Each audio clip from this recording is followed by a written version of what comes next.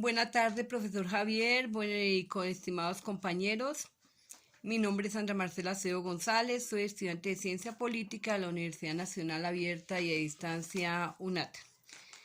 Quiero iniciar esta presentación con una frase que me gusta mucho, me llama mucho la atención, una frase del filósofo español y poeta Agustín Nicolás Ruiz, que nos dice que un país que no conoce su historia está condenado a repetirla.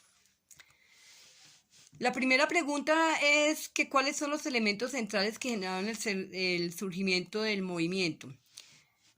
Yo escogí el movimiento Unión Patriótica, el partido político Unión Patriótica, que nace en 1984 en la Uribe Meta y que nace como un acuerdo de paz entre el gobierno del presidente conservador Belisario Betancur Cuartas y los líderes de la guerrilla de las FARC, a cargo de Manuel Marulanda Vélez, el famoso Tiro Fijo, y el comandante campesino Jacobo Arenas Pérez, comandante ideólogo político de las FARC.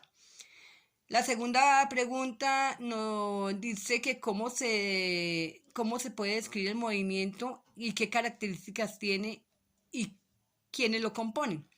La Unión Patriótica estaba formada por exguerrilleros de las FARC, miembros del Partido Comunista, miembros de las juventudes, líderes comunales, líderes de las veredas, líderes de los barrios, de las ciudades, de los pueblos,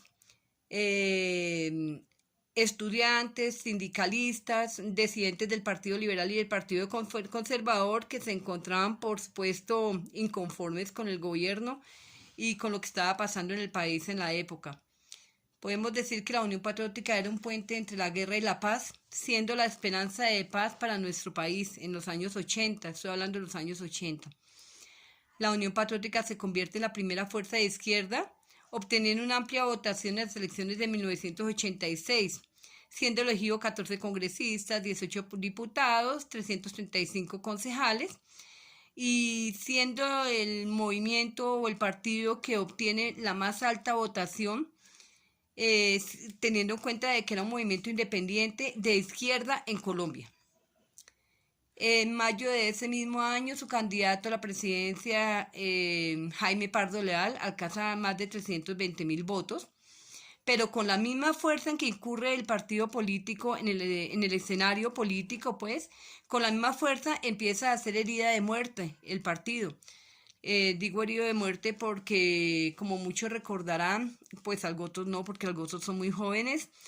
Es en ese momento cuando empieza el genocidio del partido, cuando las amenazas, los asesinatos, los atentados, las desapariciones de un número de militantes y candidatos presidenciales y de las familias, hace que se viva una ola de sangre muy grande en nuestro país. La violencia política en los años 80 marcó el desarrollo político del país, donde uno de sus episodios trascendentales fue la famosa Guerra Sucia, en la cual miles de militantes de la Unión Patriótica y en general de los partidos de izquierda fueron asesinados en una alianza entre agentes estatales, políticos, regionales y paramilitares.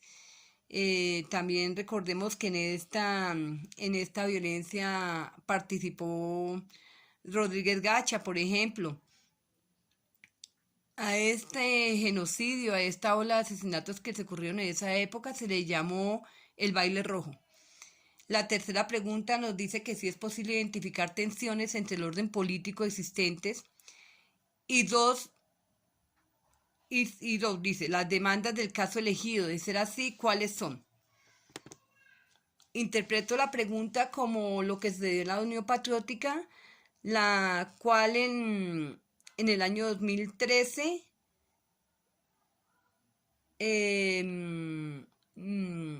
declararon la pérdida de la personería jurídica de la Unión Patriótica porque no ha obtenido suficiente votación en las candidaturas, pero no tuvieron en cuenta que no tuvo suficiente votación porque han sido víctimas del asesinato, de la violencia y pues que nadie quería participar, la gente estaba asustada.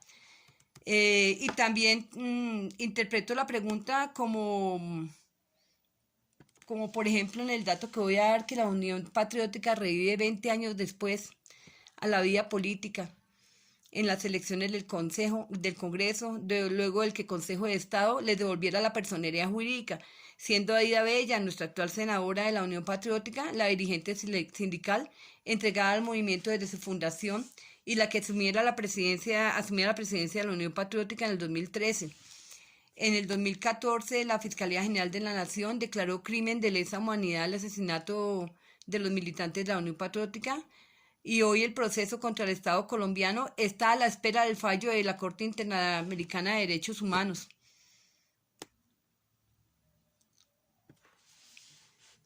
Me parece conveniente destacar que en las elecciones del 2018 la Unión Patriótica participó con un gran arraigo, alcanzando una curul al Senado, curul que hoy en día ocupa la senadora Aida Bella, una boyacense, una senadora de mi tierra, Boyacá, y que para el 2022 la Unión Patriótica va a participar en las elecciones.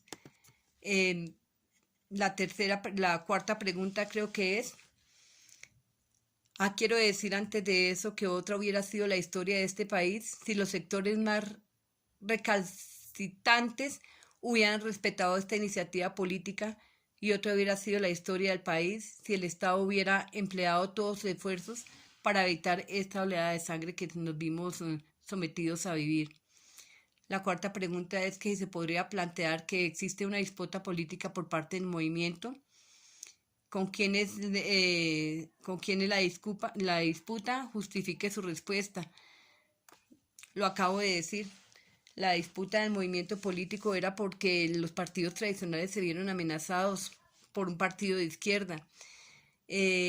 Las víctimas, los familiares de la Unión Patriótica han venido siendo reparados. Pero es importante que este país tenga memoria suficiente para no olvidar este pasaje trágico de la historia del genocidio de la Unión Patriótica. La Unión Patriótica proponía varios puntos muy acordes a la realidad, a lo que estamos viviendo hoy en día, pero también polémicos.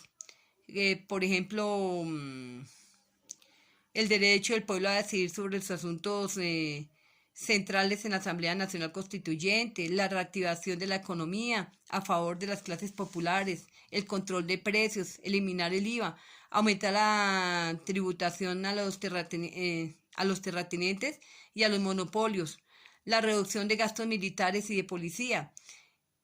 Pero eso es lo que hoy en día nuestros jóvenes están disputando y por lo que nuestros jóvenes están peleando, pues algunos de los puntos, ¿no?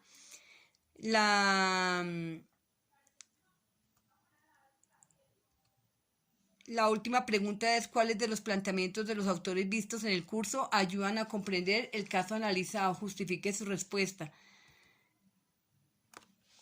Me interesa mucho el caso de los dominados ante la resistencia de Hans Scott, porque eso lo relaciono con lo que pasó en los años 80 y lo relaciono con lo que está pasando hoy en día. Las lecturas de él, si yo las analizo, me hacen ver lo que está pasando hoy en día, me hacen revivir lo que está pasando hoy en día y lo que pasó en la época de los 80.